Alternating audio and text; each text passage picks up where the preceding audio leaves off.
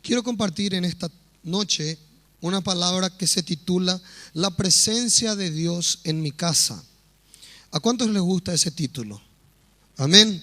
Entonces declara conmigo así: yo quiero la presencia de Dios en mi casa. En mi casa. Fíjese usted que yo no estoy diciendo, y la Biblia mucho menos lo dice, que yo necesito una religión en mi casa, yo necesito un conjunto de reglas en mi casa, yo necesito tener muchas prácticas religiosas en mi casa. No, yo necesito la presencia de Dios en mi casa.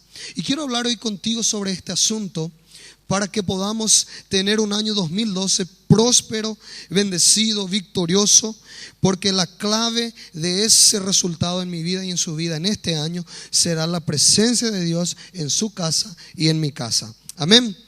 Segundo libro de Samuel, capítulo 6, versículo 11, dice así la palabra de Dios a tu corazón en esta noche. Y estuvo el arca de Jehová en casa de Obed-edom geteo 3 meses, y bendijo Jehová a Obed-edom y a toda su casa. Diga conmigo así: y bendijo Jehová a Obed-edom y a toda su casa. Decía la persona que está a su lado: Dios bendijo a ese hombre y a toda su casa. Absolutamente toda su casa fue bendecida. Ese texto nos relata la historia de un hombre que fue bendecido, pero no solamente él, sino toda su casa, cada uno de los que estaban y habitaban en su hogar, en su casa, absolutamente todos. También el relato sagrado nos muestra la razón de tamaña bendición, el motivo, el por qué este hombre fue poderosamente bendecido. Porque él albergó en su hogar, en su casa, durante 3 meses el arca de la presencia de Dios. Amado hermano, usted y yo sabemos que el arca de la presencia de Dios representa y simboliza la presencia de Dios en el Antiguo Testamento. Dios en el Antiguo Testamento comenzó a enseñarle al hombre a vivir una vida con él, y comenzó haciéndolo a través de figuras. Y una de esas figuras fundamentales en el Antiguo Testamento era el arca de la alianza. Era un arca colocado en el lugar santísimo del tabernáculo que Dios había mandado a Moisés para erigirlo. Y esa arca estaba en el lugar santísimo, y solamente una vez por año el sumo sacerdote entraba a aquel lugar santísimo con la sangre de un animal y pedía el perdón de los pecados de toda la nación de Israel, una vez por año. Y cuando este hombre entraba con pecado en su vida, la presencia y la gloria de Dios santa, majestuosa, si este hombre no entraba preparado, automáticamente moría al entrar en su presencia. Eso acontecía en el Antiguo Testamento. El arca representa la presencia de Dios. Entonces, este año 2012, si usted quiere tener un resultado como este hombre llamado Obed-edom, yo quiero decirle que usted necesita la presencia de Dios en su casa. La Biblia dice que Obed-edom por 3 meses albergó esta arca, albergó la presencia de Dios, y su casa entera fue transformada. Su vida fue transformada, su estilo de vivir fue transformado por causa de la presencia de Dios. Amados hermanos, yo consigo ver la vida de este hombre en el relato sagrado de la Biblia. Consigo ver a este hombre siendo bendecido con salud, con paz, con alegría, con prosperidad, con victoria, absolutamente con todo. Consigo ver a sus hijos siendo bendecidos, prosperados, creciendo en los estudios, creciendo en sus relacionamientos, creciendo en todo lo que hacía. Consigo ver la empresa de este hombre prosperando y creciendo y bendiciendo cada vez más a las personas, contratando personas, porque la empresa crecía y crecía y crecía. Consigo ver a este hombre fructífero en cada área de su vida. ¿Por qué? Porque la presencia de Dios estaba en su hogar, estaba en su casa. Y la presencia de Dios fue la clave de la victoria de este hombre. Nunca más la vida y la historia de este hombre llamado Obed-edom fue igual, y mucho menos la de su casa, por causa de la presencia santa y poderosa de Dios en su hogar. Y si usted y yo deseamos tener un 2012 victorioso, un 2012 bendecido, necesitamos la presencia de Dios en nuestro hogar. Necesitamos la presencia del Padre, del Hijo y del Espíritu Santo, de la plenitud de Dios en nuestro hogar, en nuestra familia. Usted y yo necesitamos. Nuestra necesidad existencial es Dios. Nuestra necesidad existencial es Dios. Él nos ha creado.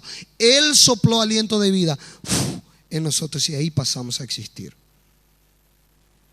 Ahí pasamos a existir.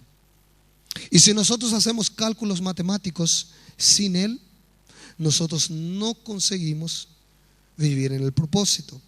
Y necesitamos la presencia de Dios. La presencia de Dios cambió toda aquella casa.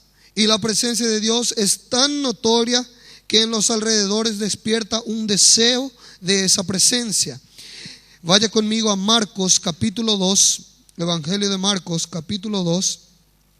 Vamos a leer el versículo 1 y a ver lo que aconteció en una casa, en una ciudad, en un lugar, cuando la presencia de Dios estaba en aquel lugar. Dice así, Marcos capítulo 2 versículo 1. Entró Jesús otra vez en Capernaum después de algunos días y se oyó que estaba en casa. E inmediatamente se juntaron muchos, de manera que ya no cabían ni aún a la puerta, y les predicaba la palabra. La ciudad de Capernaum, una ciudad grande en aquella época, al escuchar de que Jesucristo estaba en casa, las personas comenzaron a pasar de voz en voz, de puerta en puerta, de casa en casa, que Jesús había llegado a la ciudad. Y la Biblia dice que en ese momento en que las personas se iban enterando que Jesús estaba ahí, comenzaron a ir a aquella casa y comenzaron a llenar, de modo que ya no cabían personas en aquel lugar. Y Jesús comenzó a predicarles la palabra de Dios, y Jesús comenzó a sanarlos, Jesús comenzó a curarlos, Jesús comenzó a liberarlos. Amados, la presencia de Dios atrae a cualquier persona. La presencia de Dios. Y déjeme abrir un gran paréntesis aquí. Presencia de Dios no significa, como ya lo he dicho al inicio, no significa formar parte de una iglesia o vivir una vida entre comillas religiosa. Usar una fórmula evangélica diciendo, si yo hago esto, esto y esto y esto, entonces ahí voy a ser bendecido y prosperado, porque ahí Dios va a estar conmigo. Eso es una fórmula religiosa. Eso es lo que el hombre desde el pecado ha intentado hacer siempre para vivir con Dios. Ha intentado ganarse el mérito. Y la Biblia dice que nuestras obras de justicia son como trapos de inmundicia delante de Dios. Si nuestras obras de justicia, aquello que creemos que lo hacemos con justa razón y justo conocimiento, para Dios son considerados así, imagine usted nuestras obras de injusticia. Sin embargo, Dios amó de tal manera al mundo que entregó a su Hijo Jesucristo para que muriese en tu lugar, para que te amase profundamente, y ya no necesitas hacer absolutamente nada para que Él te acepte y Él te ame como sos. Cualquier cosa que usted y yo hagamos, cualquier oración que hagamos, cualquier ayuno que hagamos, cualquier ofrenda que hagamos, no lo hacemos para comprar su favor, lo hacemos como expresión de amor por lo que Él ha hecho por nosotros. Pero cuando nosotros hacemos una matemática errada con Dios, y en vez de llevar a mi casa la presencia de Dios, llevo una religión, llevo un conjunto de reglas, llevo una fórmula evangélica, y pasan los años y mi vida es la misma. Amados, eso acontece aún en las iglesias, porque nosotros, en vez de atraer la presencia de Dios, queremos vivir de acuerdo a lo que pensamos que Dios es. Por eso el título del mensaje es la presencia de Dios en mi casa. La presencia de Dios. Usted necesita la presencia de Dios. Yo necesito la presencia de Dios. La presencia de Dios se hace notoria. no es el nombre de una iglesia, no es el título de una religión, no es un conjunto de normas, no es un conjunto de prácticas, es la presencia de Dios. Jesucristo, cuando vino a esta tierra, vio un mundo totalmente religioso. Vino entre los suyos, entre los judíos, y Él percibió un pueblo, Él percibió autoridades religiosas pero sin vida.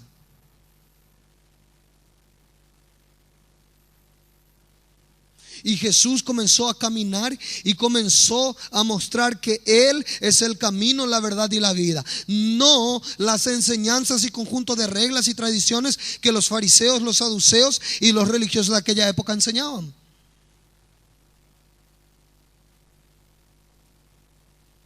¿Por qué? Porque nosotros funcionamos de esta manera en este siglo. Desde pequeños somos enseñados de que si hago algo bueno, entonces ahí recibiré algo bueno. Que si paso de grado, ahí recibiré una linda bicicleta. Que si hago esto bueno, ahí recibiré ese regalo.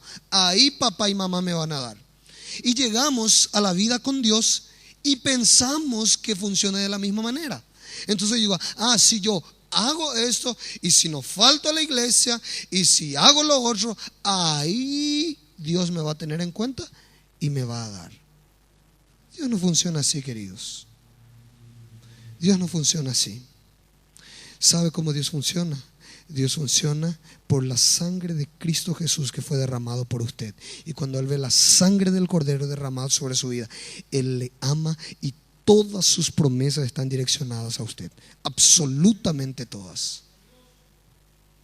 Eso es gracia de Dios, favor inmerecido.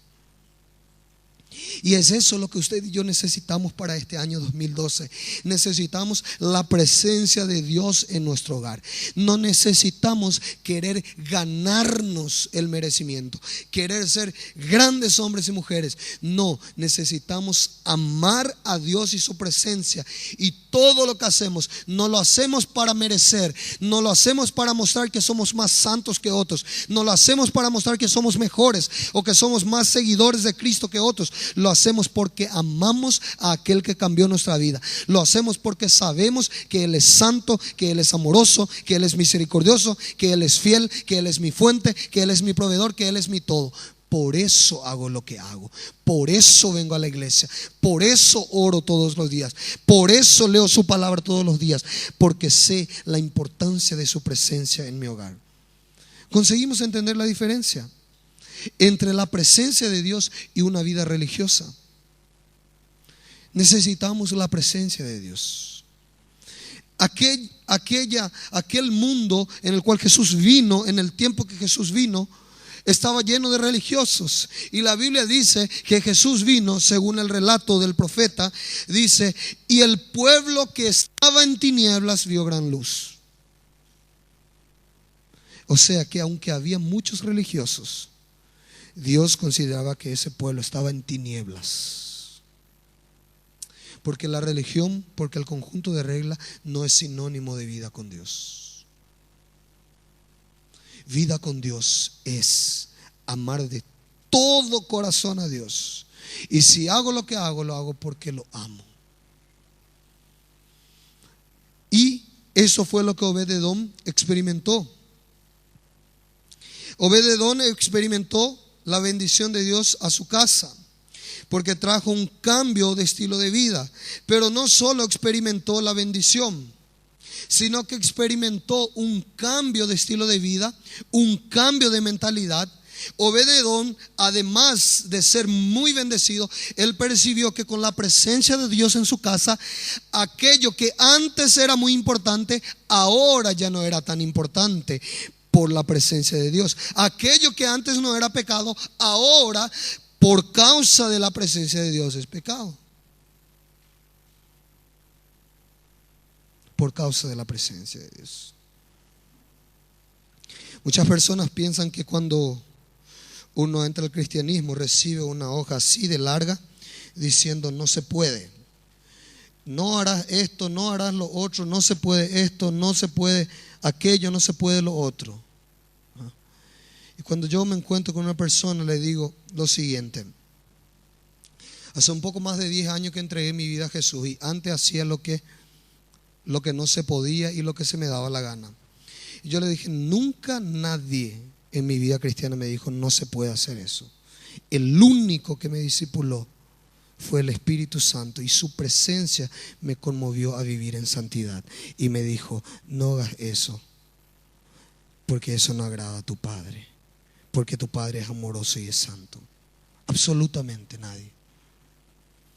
Y yo digo lo siguiente, cuando yo tengo un encuentro personal con Cristo, cuando Él me ama y me toma completamente, todo lo que hago y dejo de hacer es porque sé quién es Él y es porque sé quién soy en Cristo y como quiero agradar su corazón, así como Él me ama y así como Él se entregó por mí, yo le amo y yo me entrego por Él. No porque una iglesia me prohíbe, no porque una religión me dice, no porque hay un conjunto de reglas escritas con no, sino porque le amo y porque amo su presencia. Eso es una regla básica de cualquier relación, mi hermano y mi hermana. Si usted está con su cónyuge y sabe que a su cónyuge no le gusta la carne de cabra, pero absolutamente que usted no cocinará para recibirle en una noche buena o en un año nuevo, porque usted le ama y porque usted conoce a su cónyuge. Y cuanto más Dios, cuando caminamos con Él y sabemos que Él es santo, que Él es amoroso, que Él es fiel, que Él es perfecto, cuanto más cuando camino con Él y lo amo como Él me ama, cuánto más no querré agradar el corazón de mi Padre. Es su presencia. Y su presencia en mi casa, además de cambiar y bendecirme, trae responsabilidades. Trae cambio de pensamiento, trae cambio de valores y de principios, porque me doy cuenta que tener a Dios en mi casa es mucho más que venir a la iglesia, es mucho más de que servir en un ministerio, es mucho más que tener un tiempo de lectura, es mucho más que tener una pequeña reunión. Tener a Dios en mi casa es tenerlo en todas las áreas de mi vida. Así como Él se dio completamente a mí, yo me doy a Él. Eso es tener a Dios. Eso es tener a Dios. Tenerle a Dios en mi casa. Y eso necesitamos. Y la palabra de Dios, mi amado hermano, es tan preciosa que ella nos muestra un gran ejemplo en el Nuevo Testamento. Hay una familia preciosa y usted y yo podemos aprender en esta noche con esta familia para ver cómo podemos tener la presencia de Dios en nuestra casa. Para que dejemos de ser religiosos y pasemos a ser cristianos, seguidores de Cristo. Entonces, ¿cómo podemos hacerlo? Aquí hay una frase que escribí, quiero decirle. La presencia de Dios traerá resultados inigualables a tu casa, pero también requerirá cambio de mentalidad y postura inflexibles. Dios hablará a tu corazón. Su presencia traerá responsabilidad. Y esa familia en el Nuevo Testamento, de la que quiero usar como ejemplo, era la casa y la familia de Lázaro, de Marta y de María. Jesús siempre estaba en una pequeña aldea llamada Betania y a Jesús le agradaba estar ahí. A Jesús le agradaba estar en esa casa. No porque era una casa grande, porque era una casa que tenía una gran piscina, en donde se le hacía un gran asado, en donde se le daba el gusto en todo lo que él quería comer, en donde... No, había algo especial en esa casa.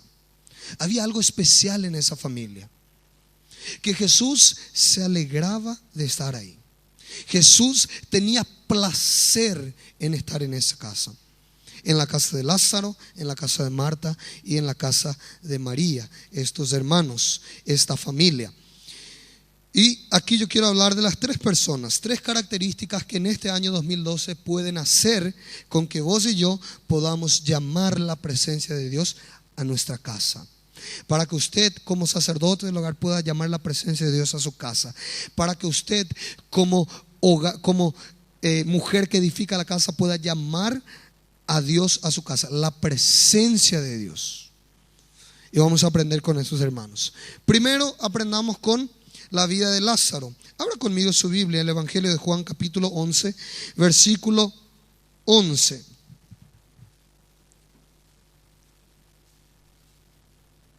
Dice así la palabra de Dios.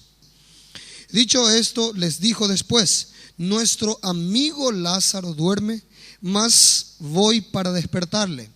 Lázaro había muerto, usted conoce la historia. Y Jesús, cuando habla de este hombre, se refiere como su amigo. Jesús se refiere a Lázaro como su amigo. Usted sabe que siempre es agradable estar en casa de un amigo, y siempre es agradable recibir a un amigo en casa.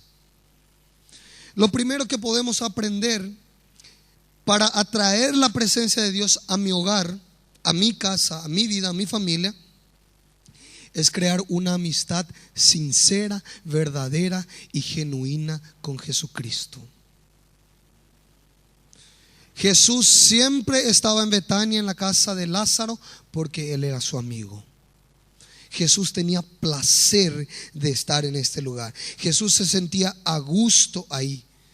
Por eso, mi amado hermano, mi consejo para ti y para mí primeramente es: cree una amistad con Jesús. Eso traerá la presencia de Dios a su hogar. Pero Ever, ¿cómo puedo ser amigo de Dios? ¿Cuál es el paso? ¿Cuál es el requisito? ¿Cómo debo caminar? ¿Qué debo hacer?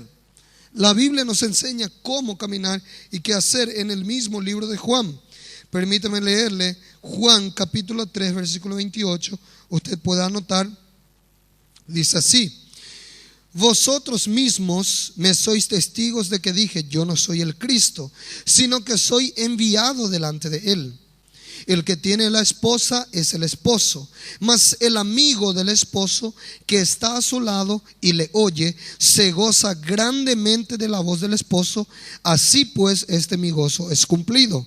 Es necesario que él crezca para que yo mengüe. Esas son las palabras de Juan el Bautista. Juan el Bautista se define como amigo y dice: la característica de un amigo es que hace todo lo posible para que la relación entre el esposo y la esposa sea la más perfecta.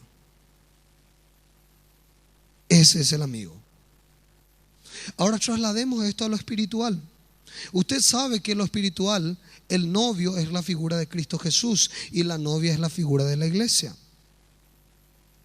Ser amigo, caminar en amistad con Dios, es caminar haciendo todo lo posible para que la iglesia, entiéndase personas, entiéndase vidas y no estructura física. Esto es templo, iglesia, para que la novia esté perfectamente en armonía con Cristo Jesús.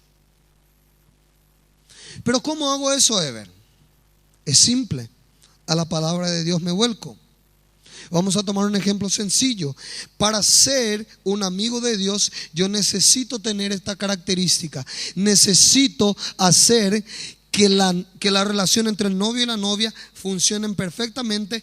Que yo como amigo mengüe para que el novio crezca, para que Cristo crezca.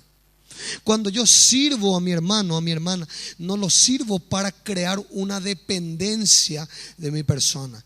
Lo hago para que él cree una dependencia de Dios. ¿Me entiendo? ¿Me explico? Hay gente que vive su vida cristiana en vez de depender de Dios, dependiendo de un pastor y dependiendo de un líder. Entonces, ¿cuál es mi función como pastor o como líder? Con eso no estoy diciendo que usted no debe acudir para tener algún consejo, pero mi función es hacerle crecer en la palabra de Dios a tal punto que usted entienda que usted tiene el mismo derecho y el mismo Espíritu Santo y la misma unción que yo puedo tener, y usted puede vivir su vida con Dios sin depender de hombre alguno para relacionarse y crecer con él. Entonces el amigo hace todo lo posible para que la relación entre Cristo y su iglesia sea efectiva, sea poderosa, sea eficaz. El amigo de Dios, cuando escucha algo de Cristo o cuando hay una falla, en vez de pisar la falla, lo que hace es resaltar la figura de Cristo. ¿Saben por qué, mi amado hermano? Porque Cristo es absolutamente perfecto. Nosotros como hombres somos imperfectos, tenemos fallas, erramos, nos equivocamos. Pero cuando yo soy amigo de Dios y mi hermano falló, entiendo que Él es iglesia. En vez de pisotearle, en vez de masacrar, lo que yo hago es levantarlo, porque sé que Cristo Jesús es perfecto. Y cuando Él se acerca a Cristo, la relación va a ser perfecta. Y ese mi hermano va a crecer. Entonces el amigo de Dios nunca se pasa hablando mal de iglesias, entiéndase, de personas. El amigo de Dios nunca habla mal de Cristo, siempre habla bien. Aunque yo sé que como hombres tenemos errores. Entonces, ¿qué debo hacer para atraer la presencia de Dios? Crear una amistad. Le estoy dando un consejo de cómo crear esa amistad. Otro versículo dice, Jesús dice: vosotros sois mis amigos si hacéis lo que yo os mando. Está en Juan 15:14. ¿Cómo soy amigo de Dios? Cuando hago lo que Él me manda, con alegría, con placer, con gozo en el corazón. Entonces voy caminando en una amistad con Dios. Y déjeme decirle, Jesús se complace estar en la casa de sus amigos. Y si usted quiere traer la presencia de Dios a su hogar, en su familia, en su ministerio, en su trabajo, cree una amistad con Jesús. Cree una amistad sincera, verdadera, de corazón con Cristo. Veamos la figura de Marta. El segundo punto, la segunda persona. En Juan capítulo 12, versículo 2 dice así: 6 días antes de la Pascua vino Jesús a Betania, donde estaba Lázaro, el que había estado muerto y a quien había resucitado de los muertos. Y le hicieron allí una cena. Marta servía y Lázaro era uno de los que se estaban sentando a la mesa con él. Marta, ¿qué estaba haciendo? Sirviendo a Jesús. Marta estaba sirviendo. Amados hermanos, para atraer la presencia de Dios a mi hogar, debo entender la importancia de servir como expresión de amor y de gratitud. Vuelvo a recalcar, no porque quiera obtener un beneficio. La Biblia dice en Colosenses 3:23: y todo lo que hagáis, hacedlo como para Dios y no para los hombres, sabiendo que de Cristo el Señor recibiréis la recompensa. Cuando yo sirvo, no hago para que las personas vean, hago porque amo a Dios como expresión de mi gratitud. Y cuando yo sirvo, yo estoy atrayendo la presencia de Dios a mi hogar. Cuando yo sirvo, estoy atrayendo a la presencia de Dios a mi hogar. Pero cuando lo sirvo de todo corazón, no cuando lo sirvo intentando hacer del papel de banco y de tarjeta de crédito, sino cuando lo sirvo de todo corazón. Y yo no estoy hablando simplemente en la iglesia, aunque aprovecho y abro un paréntesis para decirle que este año de 2012 vamos a tener bastantes proyectos que van a bendecir a nuestra sociedad y a personas. Y le animo a que usted pueda involucrarse, pueda ser parte, pueda ser usado por Dios para bendecir a personas. Pero servir a Dios no es simplemente servir en una estructura física. Servir a Dios es servir a Dios en lo ajeno, en lo poco, para que seamos colocados en lo mucho. Usted es funcionario de una empresa. Haga todo lo que haga como para Dios, de lo mejor. No piense, pero eso no es mío, pero ese trabajo no es mío, pero esa riqueza no es mía. Sí, mi amado hermano, todo lo que usted haga, Dios lo está viendo. Dios lo está viendo. Por eso hágalo de todo corazón. Y cuando usted sirva al Señor de todo corazón, usted no dice: no, ya pasó mi horario, no me pagan para hacer eso, no, para eso, aquello no es mi trabajo. Sirva Sirva en lo ajeno, como si fuese suyo, como si fuese de usted propio. Haga de todo corazón, esmérese, haga lo mejor. ¿Por qué? Porque Dios está viendo su corazón. Y usted ahí está sirviendo a Dios. Usted ahí está sirviendo a Jesús, en donde usted trabaja. Servir a Dios en lo ajeno, en lo que no es mío. Ser fiel a Dios en lo poco. En aquello poco que tenés, sé fiel a Dios, servirle en eso, hacer de todo corazón. Como si fuese que tenés absolutamente mucho, de la misma manera, hacer lo mejor para Dios en lo poco. Hacerlo de todo corazón. Sé fiel a Dios en lo poco y Él te colocará en lo mucho. Entonces, para atraer la presencia de Dios a mi casa, debo servirle. Primeramente habíamos dicho que debo crear una amistad con Jesús y debo servirle. Y el tercer punto, la última persona que me gustaría hablar es de María. En Juan 12 relata la historia de María, que unge a Jesús. Dice el versículo 3 de Juan capítulo 12. Entonces María tomó una libra de perfume de nardo puro de mucho precio y ungió los pies de Jesús y los enjugó con sus cabellos, y la casa se llenó del olor del perfume. María estaba haciendo esto para Jesús. Y vemos más un relato, permítame abrirle rapidito, en Lucas capítulo 10 versículo 38 en adelante. Dice así: esta tenía una hermana que se llamaba María, la cual, sentándose a los pies de Jesús, oía su palabra. María representa aquí intimidad, cuando ella se sienta a los pies del maestro para ser pastoreada, para ser enseñada. Y María representa aquí adoración. María atrajo la presencia de Jesús a su hogar porque ella primeramente se sentó a los pies del maestro. Significa ser pastoreada. A nosotros nos gusta mucho, y en muchas casas está abierto en el Salmo 23, que dice: el Señor es mi pastor y nada me faltará. Y saltamos al techo y damos un gloria a Dios, un aleluya, ¿verdad? Aleluya, el Señor es mi pastor y nada me faltará. Pero un poquito, vamos a comenzar de atrás adelante. Nada me faltará si el Señor es mi pastor. Entonces, si nada me falta, es resultado de que el Señor es mi pastor. Él me pastorea, Él me enseña, Él me instruye. Soy su discípulo, escucho la voz de mi pastor. Entiéndase Jesucristo, entiéndase su palabra, la Biblia.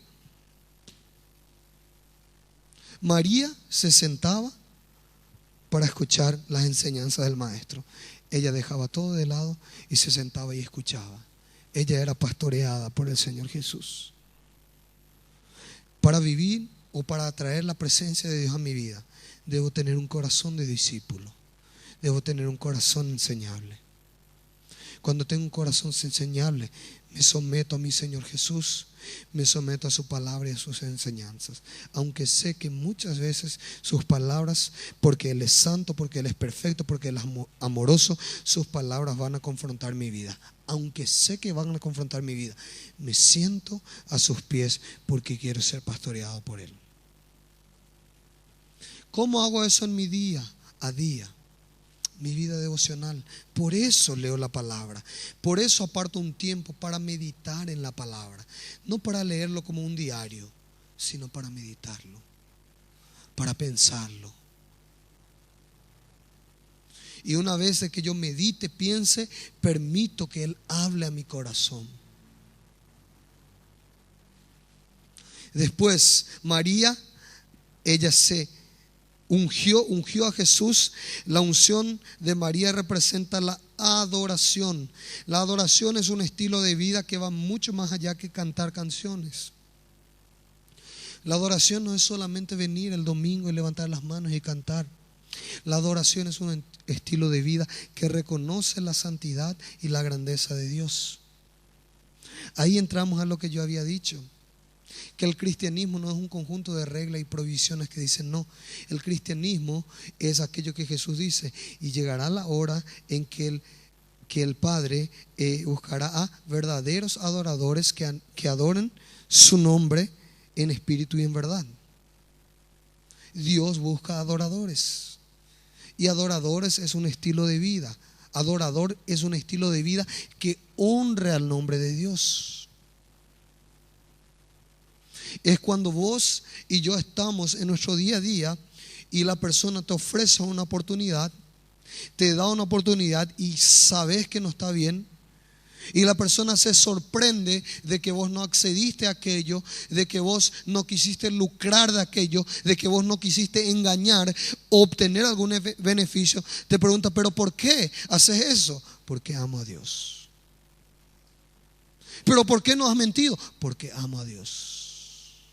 Por eso, simplemente. ¿Por qué? Porque la adoración es un estilo de vida, y la adoración está relacionada al conocimiento de aquel ser supremo a quien yo adoro. Entonces yo adoro algo que conozco, y cuando yo sé que dice la Biblia, yo lo adoro en la hermosura de su santidad. Su santidad es hermosa, es preciosa. Cuando yo encuentro que en mi día a día me cuesta tanto, me es tan difícil decir no al pecado, me tienta en la carne algunas situaciones, y cuando yo llego delante de su presencia y veo que Él es completamente santo, veo que Él no puede ser tentado por el mal y no tienta a nadie, me sorprendo y digo, wow, qué hermosa esa santidad. Yo lucho tanto todos los días para vencer y a veces no consigo, pero Él ni puede ser tentado por el mal. Él es completamente santo, y me quedo admirado por su santidad y me postro delante de sus pies por lo que Él es, por lo que Él es. Adoración es un estilo de vida. Y mi amado hermano, yo quería darte esta palabra porque el año 2012 es un año de gobierno. Entiéndase, es un año en donde Dios quiere manifestarse con poder, y Dios lo está haciendo en muchas partes del mundo. Dios está haciendo cosas poderosas en Brasil, en su palabra. Dios está haciendo cosas poderosas en Colombia. Dios está haciendo cosas poderosas en varias partes del mundo, y Dios se va a mover de una forma sobrenatural en este año 2012. Y Dios quiere hacer algo en tu vida y en tu casa, en tu corazón, mi hermano. Pero ¿sabe qué? Dios es todo un caballero. Él solo entrará en el lugar donde tú le abras la puerta. Por eso Apocalipsis dice, he aquí estoy a la puerta, tocando. Si tú abrieres la puerta, entraré y cenaré contigo y haré morada contigo. Dios solamente entrará a tu casa y a tu hogar si usted y yo lo permitimos, si usted y yo lo queremos, si usted y yo lo decidimos. ¿Y cómo podemos hacer eso? Estableciendo un pacto con Él. No necesito ser perfecto, no necesito ser bonito, un don santo, una doña santa. Necesito simplemente tener un corazón arrepentido, humilde, y decir, Dios, yo quiero tu presencia en mi vida, mucho más que una religión, mucho más que venir a una iglesia, mucho más que pertenecer a un grupo. Yo quiero tu presencia, Señor. Yo quiero tu presencia. Es eso lo que Dios espera. Hombres y mujeres que lo amen de todo corazón. La Biblia dice que el primer mandamiento es: amarás al Señor tu Dios de todo tu corazón. De todo tu corazón. Y por eso es que Dios no busca religioso, porque yo puedo tener obras, pero mi corazón está lejos. Yo puedo, ñembo, obedecer, pero mi corazón está lejos.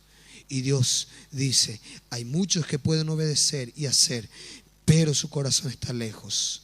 La obediencia ni siempre es por amor, pero el amor siempre trae obediencia consigo. Entonces, por eso el camino más excelente es el amor. Y Dios dice, el primer mandamiento es: ¿obedecerás a Dios sobre todas las cosas? No, amarás al Señor con todo tu corazón. Eso es lo que Dios busca, mi hermano. Dios busca personas que lo amen de todo corazón. personas que atraigan su presencia y que con su familia sean un ejemplo de que sí se puede ser diferente, de que sí se puede ser distinto, de que sí se puede ver a Dios en medio de un mundo que da la espalda y que es anti Dios, anti Biblia, anti Jesucristo. Sí se puede. Y ese es el mensaje de hoy, mi amado hermano. Hoy comienza un año en el que yo estoy seguro que Dios quiere, antes que bendecirte mucho, quiere derramar de su presencia en tu vida. Que el resto va a ser una consecuencia, un resultado de lo que Él hará en tu vida. Amén. ¿Usted quiere un año 2012 lleno de la presencia de Dios en su casa? Entonces diga así conmigo: Señor, yo quiero más de tu presencia en mi casa. Amén.